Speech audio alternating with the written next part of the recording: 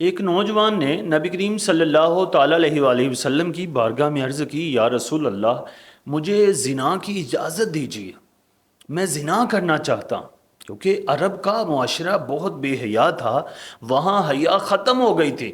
وہ تو حضور آئے تو ہر طرف حیا ہی حیا ہو گئی، ہر طرف مسلمان عورتوں نے پردہ کیا تو کافروں نے بھی دیکھتے ہوئے پردہ کرنا شروع کر دیا تھا۔ اور یہ بے حیائی کا زمانہ ہے ہمارا بھی، کہ سوشل میڈیا کے ذریعے لوگ پتہ نہیں کیسی کیسی بے حیائی دیکھتے ہیں اور پھر اپنی زندگی میں اپناتے ہیں۔ ایسا نہیں کرنا چاہیے۔ جب اس نوجوان نے حضور سے سوال کیا تھا تو یہ سنتے ہی نبی کریم صلی اللہ تعالیٰ علیہ وآلہ وسلم کے اصحاب غصے میں اٹھ کھڑے ہوئے۔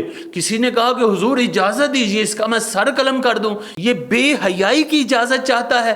بے شمار صحابہ غصے ہوئے، کہتے کہ یار یہ کیسا گندا شخص ہے، اس نے کیا سوال کر دیا، یہ کوئی سوال کرنے والا ہے۔ تو حضور نے جو تمام جہانوں کے لیے رحمت للعالمین ہے، تمام انسانوں کے لیے، جانوروں کے لیے، سب کے لیے رحمت ہیں، تو حضور نے صحابہ کو روکا، صحابہ کو کہا ذرا ٹھہرو۔ پھر آپ نے اس شخص سے پوچھا کہ کیا کہا تو نے؟ اس نے کہا حضور میں زنا کی اجازت چاہتا ہوں، میرا دل کرتا ہے میں زنا کروں۔ حضور نے فرمایا ذرا میرے قریب آ۔ جب وہ حضور کے قریب گیا تو حضور نے فرمایا کہ بتا کہ تو یہ پسند کرتا ہے کہ لوگ تیری ماں کے ساتھ زنا کریں؟ اس نے کہا نہیں حضور، ایسا تو میں پسند نہیں کرتا۔ تو حضور نے فرمایا جس کے ساتھ تو زنا کریں گا ہو سکتا ہے وہ کسی کی ماں ہو۔ پھر حضور نے فرمایا کہ کیا یہ پسند کرتا ہے کہ کوئی تیری بہن کے ساتھ زنا کرے؟ اس نے کہا نہیں حضور، میں تو ایسا نہیں پسند کرتا۔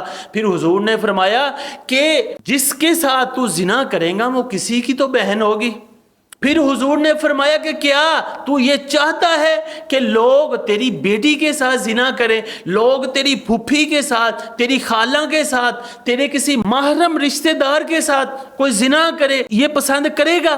اس نے کہا نہیں حضور، میں یہ ہرگز پسند نہیں کروں گا، میرا ضمیر یہ گوارا ہی نہیں کرے گا، میرا دل کہے گا کہ میں اس کو قتل کر دوں، اس کو مار دوں۔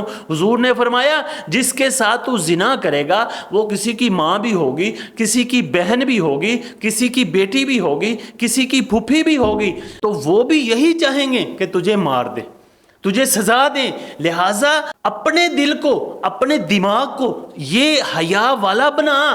حضور نے بہت ہی پیارے انداز سے اس کو سمجھایا۔ پھر نبی کریم صلی اللہ تعالیٰ علیہ وآلہ وسلم نے اپنا دست مبارک اس نوجوان کے سینے پہ رکھا اور دم کیا، دعا دی، اس کے دل و دماغ سے زنا کا خیال نکل گیا، پھر وہ باحیا نوجوان بن گیا۔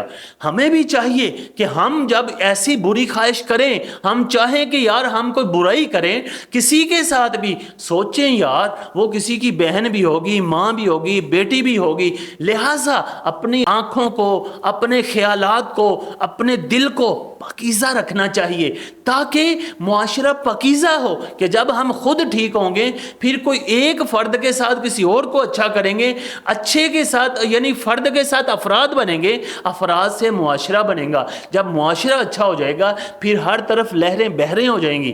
ہم کیا کرتے ہیں؟ ہم کہتے ہیں کہ نہیں ہماری بہن ہی صاف ستھری رہے، لیکن ہم کسی کی بہن کے ساتھ نگاہ بھی بری کریں گے، برا کام بھی کریں گے۔ لہٰذا ایسا نہیں سوچنا چاہیے کہ اگر ہم چاہتے ہیں کہ ہماری مائیں بہنیں محفوظ رہیں تو ہمیں اپنی نگاہ کو، اپنی شرمگاہ کو، اپنے خیالات کو محفوظ رکھنا چاہیے، پاک رکھنا چاہیے۔ اللہ تعالیٰ عمل کی توفیق عطا فرمائے۔